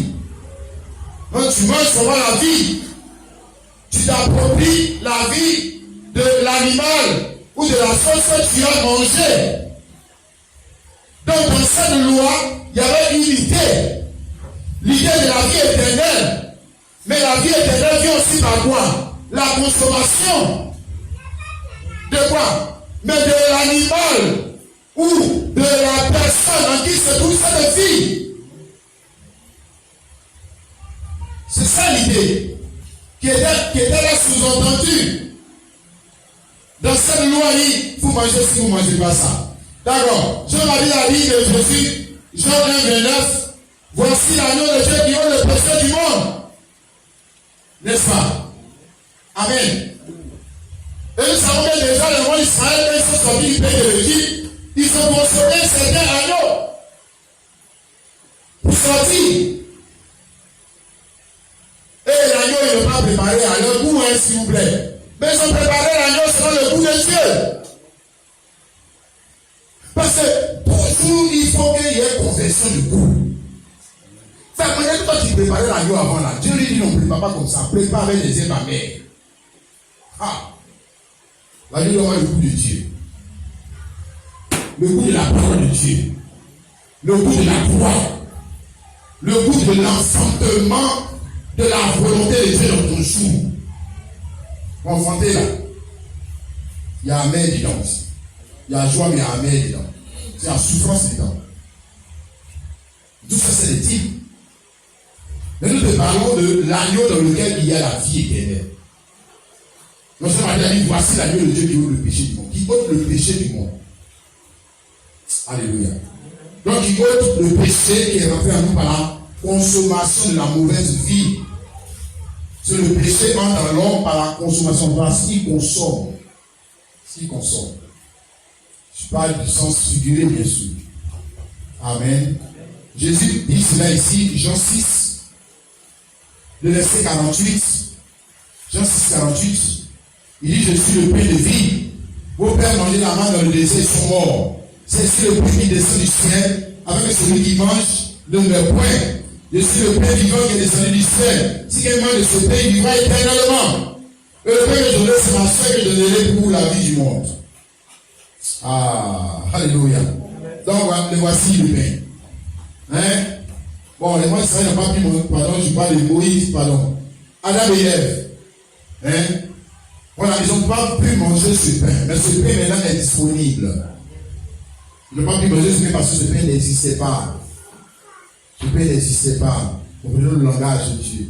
C'est pas dit qu'il y avait des surveillants qui étaient là comme ça dans une partie du jardin de l'église, ils ont bloqué l'arbre de vie. Il y avait un arbre qui était juste derrière eux. Non. Comprenons le langage de Dieu. Ce pain n'existe pas. C'était même pas à leur portée. Ça qu'ils avaient dit. Dieu n'est pas à leur portée, Dieu est au ciel. Ils vont passer par où pour aller les manger. Amen. Pour voir la vie humaine, tu manges quoi, mon frère? Mais pour voir la vie humaine, qu'est-ce qu'on mange? Là, c'est question et réponse. Et puis, attends, réponse maintenant. Pour voir la vie humaine, on mange quoi? Je vois si vous avez saisi l'intelligence de ce message. Pour avoir la vie humaine, on mange quoi? Oui, ça c'est le sens général. Alors, ça, nous dit là, non. Hein? La vie végétale. D'accord. On ne mange pas la vie humaine. Pour voir la vie humaine, on ne mange pas la vie humaine. Si. Hein? Tu n'as pas mangé la vie de ta maman. Donc, c'est une nourriture de poulet, c'est pas que tu as mangé. Je ne sais pas si tu as dit ta maman. Tu as mangé l'homme. Pour voir la vie humaine. Pour voir la vie humaine, là, tu vois, non? Les sommes naturels, tu vas te montrer que si tu veux avoir la vie humaine, tu vas t'aider. Mais là, pour avoir la vie de Dieu, tu dois aussi t'aider. Pas du lait. On va y parler de ça, le lait pur de la parole. Tu peux avoir la vie de Dieu, tu vas dire que manger Dieu, c'est un scandale. Quand tu t'aides ta maman là, c'est quoi? Ça, c'est un scandale. Donc, on ne peut pas manger Dieu. On peut pas manger Dieu, mais toi, tu manges l'homme. Tu vas manger l'homme, puis tu es venu comme ça, bien formé là. Tu vas manger? Si. Bien. Donc, je suis en train de dire ici, celui qui me mange, c'est lui notre nourriture. Alléluia. Il a partie de la nourriture qui a été réservée pour nous. Amen. Celui qui me mange. Quand tu as ça, mon frère, ma soeur. 1 Pierre, chapitre 2, le verset 1 à 3. 1 Pierre 2, le verset 1 à 3. Il dit ici, rejetez donc toute malice et toute ruse, la dissimulation, l'envie et toute médisance. Désirez comme les enfants nouveau-nés le lait spirituel et pur, afin que par lui vous croissiez pour le salut, si vous avez goûté que le Seigneur est bon. N'est-ce pas? On va parler de manger Dieu, n'est-ce pas? Le lait spirituel est pur. De qui? Dieu. Quel est ce lait? La parole. Alléluia. Mais quelle parole? Pas la parole de Moïse. La parole du pouvoir du jour, qui est le lait spirituel et pur, qui va vous faire grandir. Tu vois ça, mon frère? Si vous avez goûté que le Seigneur est bon. Amen. Est-ce que tu as goûté que le Seigneur est bon? Mais il dit, si tu as goûté que le Seigneur est bon, ça doit faire changer ton goût. Pourquoi les choses que tu consommes, les choses que tu aimes, puisque tu as goûté que le Seigneur est bon, comment tu peux avoir retourné manger ce qui n'est pas bon? Mais si tu n'as pas goûté que le Seigneur est bon, alors tu crois que ce que tu es en train de manger là, c'est la seule chose qui est bonne. Mais quand tu goûtes la parole de Dieu pour ton jour, alors tu ne vas plus manger ou consommer la ruse, la dissimulation, l'envie, la médisance, toutes ces choses impures. Alors tu vas les rejeter. Je ne veux plus de ce plat, je ne veux plus. Parce que moi je ne connaissais pas quelque chose de bon comme ça. Comme la parole de ce jour. Je pensais que ce que je mangeais jusqu'à la c'était bon. Maintenant je goûtais. Alléluia. La parole, le lait pour le jour. Ah, le frère. Comment tu peux avoir retourné manger des choses impures. C'est ce choses dégradantes. Hein, mon frère, ma soeur. C'est la chose qui ne va pas, mon frère. Hein? Nous voyons aussi, cela est dit ici en Colossiens 1, le verset 27. Colossiens 1, 27, à qui Dieu a voulu faire connaître la gloire de ce mystère parmi les païens. Savoir Christ en vous, l'espérance de la gloire. Christ en vous, l'espérance de la gloire. On va parler de ça aussi pendant la veillée. Christ en vous avec ses envies. C'est ça, non? Christ en vous avec son goût des choses ou son dégoût des choses. Donc Christ peut être en moi. Même une bébé, on a vu là, un enfant même là, une femme est enceinte de lui, l'enfant vient avec son goût, il impose son goût à cette femme. Ça, c'est sur le plan naturel. Maintenant, nous, on dit que quand Jésus vient dans la vie d'un homme, il n'impose pas son goût à cet homme. Non. Jésus-Christ est tellement amour que lui doit accepter toujours le goût que l'homme a lui là de la vie. C'est quelle sorte de Jésus-Christ que les gens ont dans leur vie comme ça. C'est des mensonges, c'est pas vrai. Et la parole n'est pas encore dans eux. Les enfants d'Israël. Il n'y a pas encore la parole en eux. C'était pas Christ en eux. C'était Christ en l'écriture.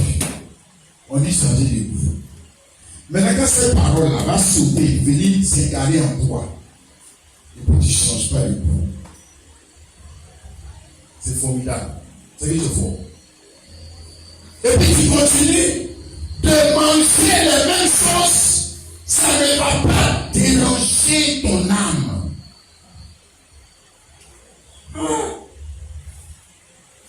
Parce que tu peux, on va dire quoi, par faiblesse, par certaines circonstances de la vie, te retrouver en train de manger quelque chose qui a été déclaré impur.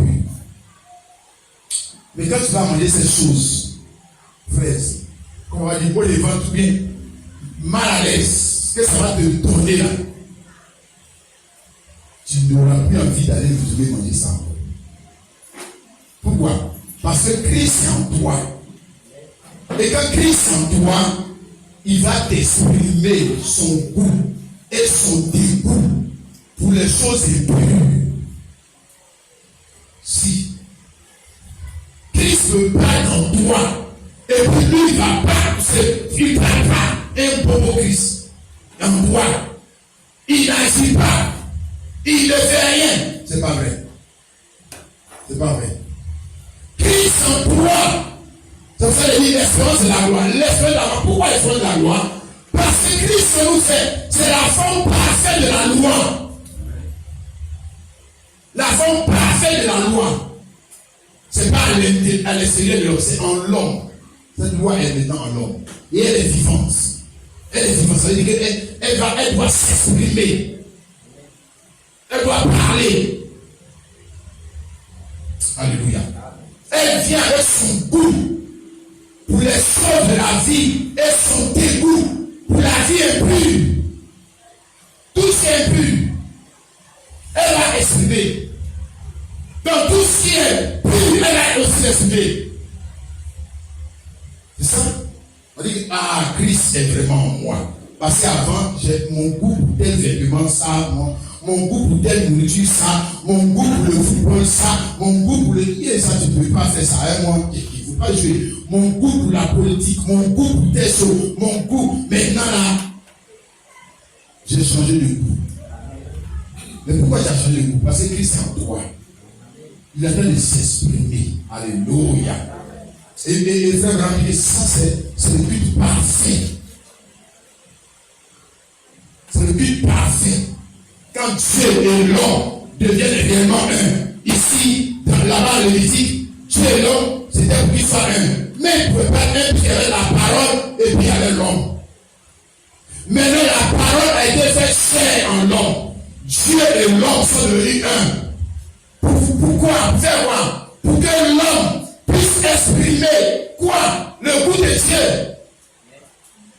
Il n'exprime le goût des autres. Non. C'est fini. Alléluia. C'est là Moïse s'exprimer. Maintenant, ça chrétien va pouvoir l'exprimer. Oui. C'est goût de Dieu. Dieu n'aime pas la vie impure. Moi aussi, je ne l'aime pas. Pourquoi? Parce qu'il est en moi. Je n'aime pas. Tout ce qui est impur, non. Ou tu vois, tout ce que Dieu a dit, tu vois, là maintenant c'est plus une affaire. Va chercher dans la Bible. Femme doit être portée, pantalon pas porté. Femme doit être fait ci, femme faire. Toi, c'est même pas fait de loi. Parce que tout la Bible n'est pas un livre de code moral où c'est ne fais pas ci, ne fais pas ci, ne fais pas ça. Tout n'est pas écrit. Bon, par exemple, est-ce que la cigarette est dans la Bible? Est-ce que la cigarette est dans la Bible? Ne pas fumer, c'est écrit dans la Bible. Ne pas fumer la drogue, c'est écrit dans la Bible. Ah, c'est pas écrit dans la Bible. Mais c'est écrit en toi. C'est pas une affaire de va cesser verset biblique. Et le malhonnête là, quand il veut faire la Bible, où la Bible a dit, où la Bible a dit, parce qu'il veut faire. Il lui fait sauver son cou. Il crie en toi. Tu ne sais pas ce qui est pur et impur. Tu ne sais pas. Tu ne vois pas les femmes là comme elles font là. Tu ne vois pas les païens. Ça c'est la pureté. Ah, amen. Soyons aussi honnêtes, même si on ne peut pas faire. Si on ne peut pas faire parce qu'on n'a pas la capacité de le faire, mais soyons aussi honnêtes. Ne soyons pas malhonnêtes. Christ en toi. Ah, c'est la différence. Maintenant, là-bas c'était Christ le prophète et le prophète parle. Maintenant c'est Christ en toi.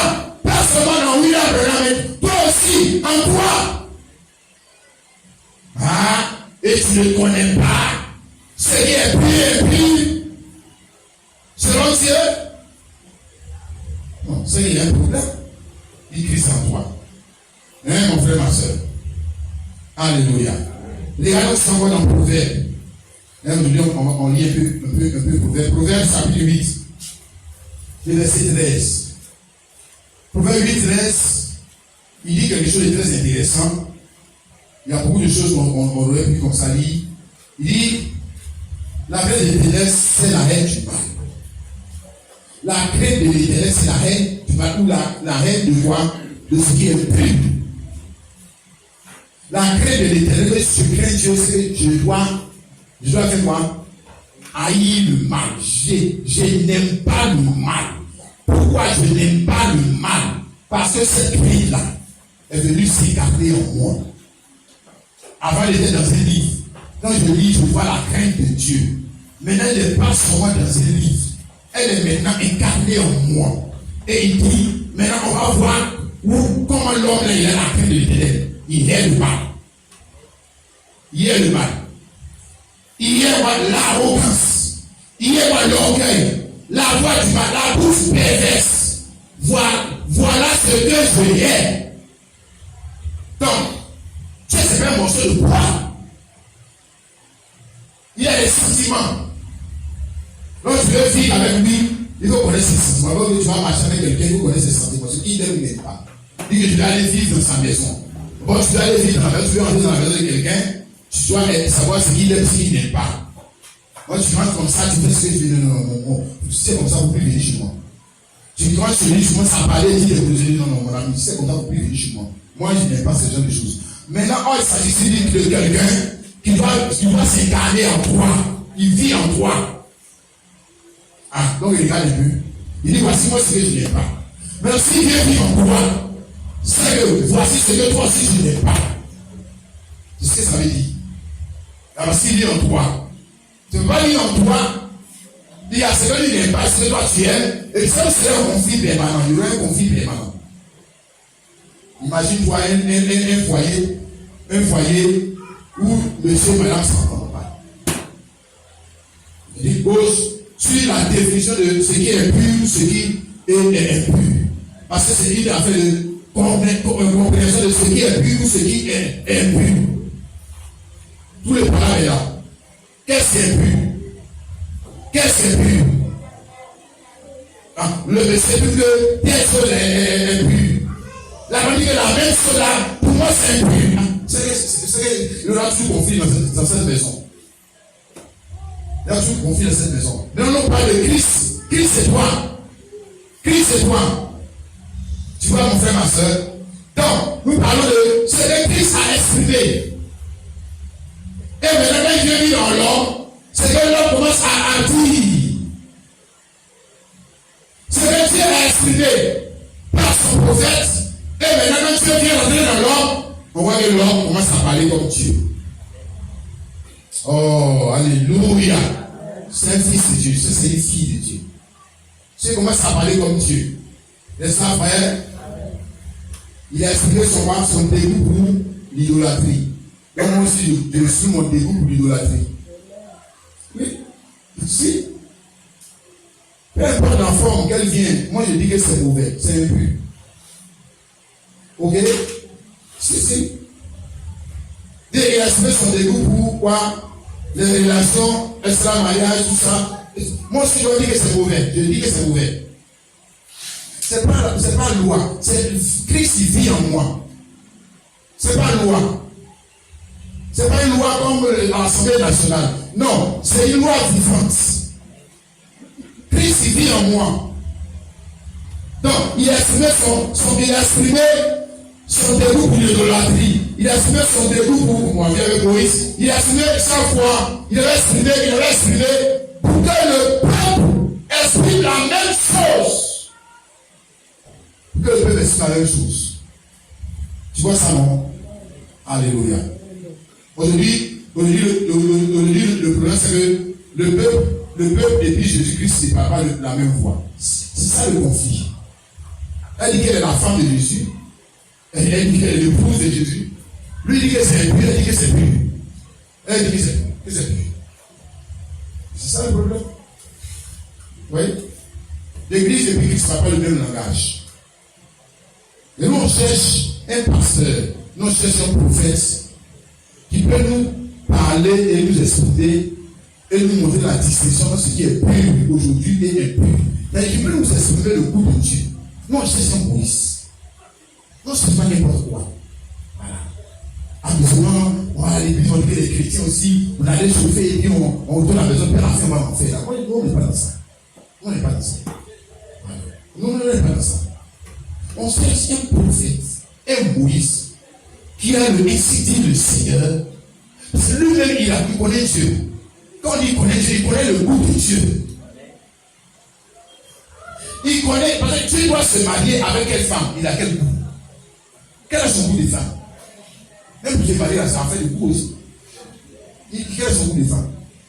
Le goût des femmes que Dieu va prendre là, c'est cette femme-là que moi, le chrétien, je dois être chrétien, je dois prendre sur le plan naturel. Parce que tu ne peux pas me dire, Dieu lui son goût, c'est pas une prostituée. Et puis même moi, mon goût, c'est une prostituée. Mais c'est que toi, tu as quel Dieu en toi? Tu as quel Dieu en toi? Et toi aussi, ma soeur, tu dis que moi, je suis chrétien, rempli du Saint-Esprit. D'accord. C'est que, dans ce cas-là, l'homme que tu vas prendre aussi là, sera le goût de cette église épouse vis-à-vis de Jésus-Christ. Oui, c'est l'un ou l'autre. Maintenant, tu vois, non, les institutions sont en train de se mentir. Ils disent qu'il est rempli du Saint-Esprit. Et c'est les gens du monde qu'elle aime. Aïe. Mais tu n'as pas dit que tu es rempli de l'esprit de Dieu, de la vie de Dieu, de la connaissance de Dieu. Mais pourquoi tu peux aimer ce que tu as déclaré impur? Comment? Tu avais fait parler avec Dieu, tu discutes avec lui. Mais comme Paul a dit aux Corinthiens, 1 Corinthiens 10, verset 20 à 21, il dit que vous mangez à la table des démons et puis vous venez manger à la table de Dieu. Faut vous les faire parler avec Dieu. Vous pouvez le frapper. Vous êtes plus fort que lui. Hein? C'est un peu ce que nous on fait aussi de temps en temps. Si on mange à la table des païens, les aliments impurs, on saute, on vient à l'église, manger encore à la table de Dieu. Tu n'as pas dit que si pour Dieu est plus doux. Si pour Dieu est plus doux, tu fais pas la table de Dieu aussi. Tu fais pas les tables. Hein? Parce que tu ne peux pas avoir l'autre. On ne mange pas le prix et l'impur. C'est le choix. Bon, si je veux manger l'impur, c'est que je besoin le pur. Je vais savoir les gens qui mangent les plus, ou bien on pêche. Vous pouvez connaître les deux. C'est un choix, mon frère. Mais les deux, c'est tout dans ta bouche. Imagine-toi, mon frère, ma soeur. C'est que Dieu a dit au roi d'Israël. Si toi, tu vivais avec lui, c'est dans la dit quoi? Quand tu aimes bien mâchoiron comme ça, c'est bien dans ta bouche. Tu connais le. Et puis on dit que non. À partir de lui, Dieu dit que c'est un but. Tu allais dire oui, amen, à ça. Oui, tu allais dire vitesse. Et je ne vais pas faire ce que je veux, moi je mange. Moi je mange. C'est ce que tu allais faire. Tu vois? Je vais te montrer, cela on va terminer le désaccord de l'Église vis-à-vis de Christ. Si vous ne soyez pas aveugle. N'oubliez pas que les gens, il y a beaucoup d'églises, les gens qui partent, les gens ne sont pas d'accord avec le but de Dieu. C'est pas vrai. Ils ne sont pas d'accord. Ils ne sont pas d'accord. Ils ne sont pas du tout d'accord. Parce qu'ils se disent que, bon, ils ont tellement mauvaise compréhension de la grâce.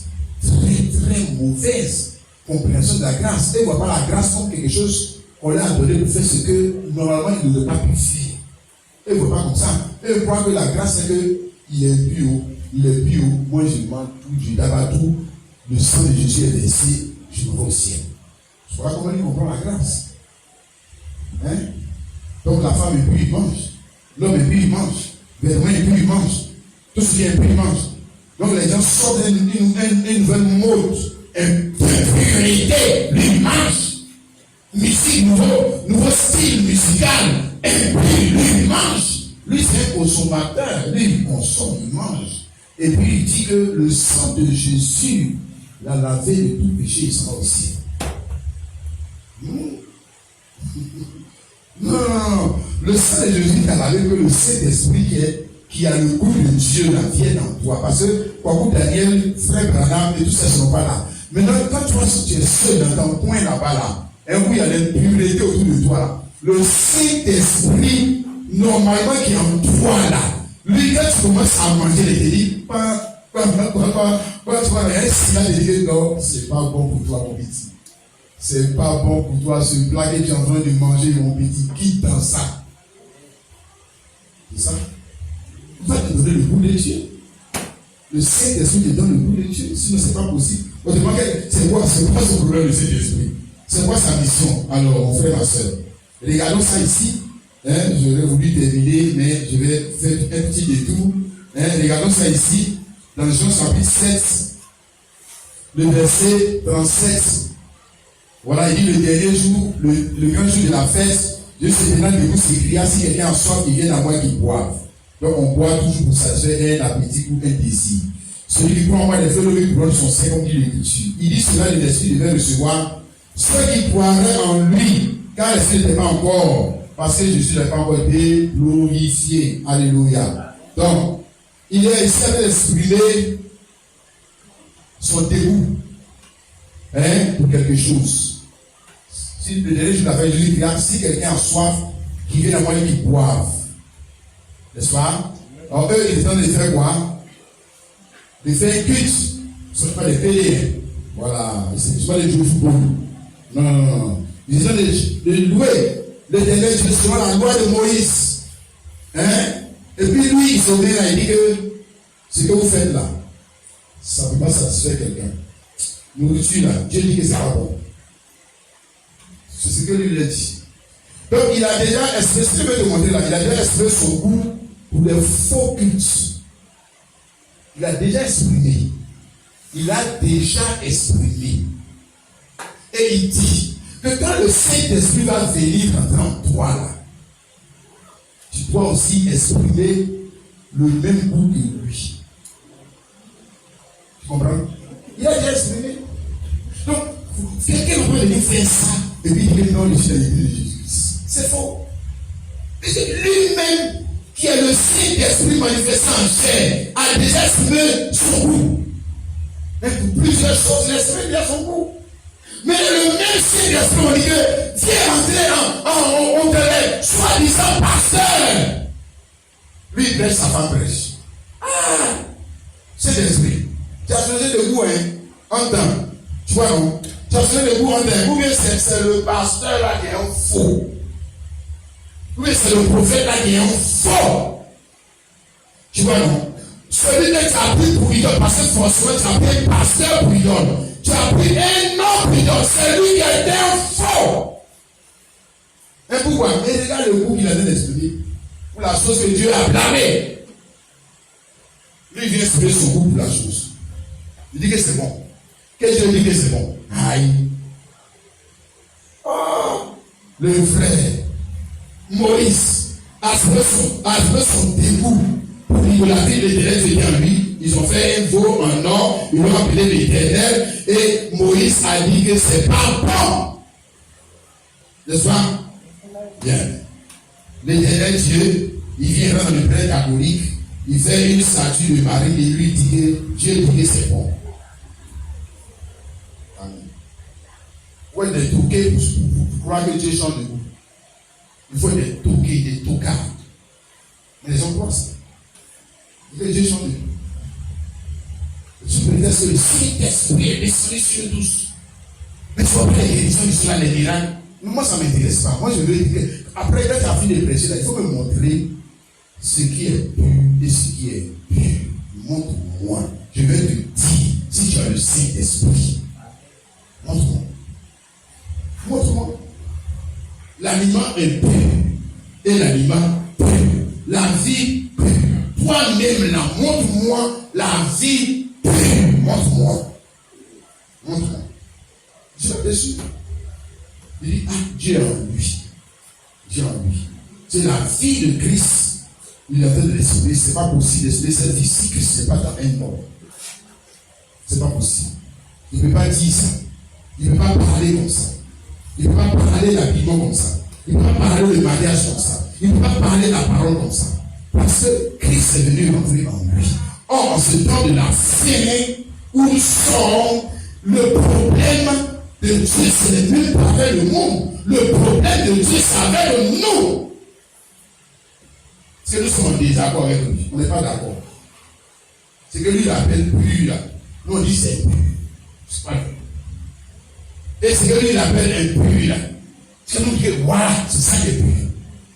Pourquoi? Parce qu'un faux pasteur, là-bas, a dit que c'était pur. Tu vois ça? Et la parole dit que c'est faux. Apocalypse chapitre 3, le verset 20. C'est pas là que nous l'avons terminé. Moi, je me tiens à la porte et je frappe. Si quelqu'un entend ma voix, ouvre la porte, je dois celui souffrir avec lui et lui avec moi. Je me tiens à la porte. C'est-à-dire que Jésus, ils l'ont poussé comme ça. Ils l'ont sorti de la chair, ils l'ont poussé, ils l'ont mis dehors de l'église. Et toi, t'es goût pissa là, non, mais pas. Ils l'ont mis dehors de leur maison. Toi, t'es goût pissa, non, mais pas. Ils l'ont mis dehors de leur vie. Toi, t'es goût pissa, non, mais pas. Ils l'ont mis dehors. Tu vois? Si que le bien est conflit. Ils ne trouvent pas le jugement de Dieu selon leur goût. Ce n'est pas selon leur goût. Ils ne trouvent pas la parole selon leur goût. Ils ne trouvent pas la parole prophétique selon leur goût. Ils ne trouvent pas la parole du prophète de leur âge selon leur goût. Alors ils dit que ce sont les brahmanistes. Alors c'est bien d'abord brahman. Il va adopter Jésus. Alors ils ont commencé à le lapider avec tous les mauvais noms. Le maudit. Et les gens vont aller à l'enfer. Oui, ils ne trouvent pas la parole selon leur goût. En général, non, ils ne la trouvent pas selon leur goût. Ils n'est même pas selon leur goût. Ils ont un autre goût. Et c'est bien dommage. Mais grâce à mon frère, ma soeur. Alléluia. Le prophète de ton jour, lui doit t'exprimer le goût de Dieu. Et si tu as le Saint-Esprit, tu es censé reconnaître que c'est Dieu qui te parle. Alléluia. Il faut essayer de pas cet esprit, pas discuter. On dit, oui, on suit Moïse. À partir de Dieu, on mange plus, on mange plus ça, on mange plus ça, on mange plus ça. Alléluia.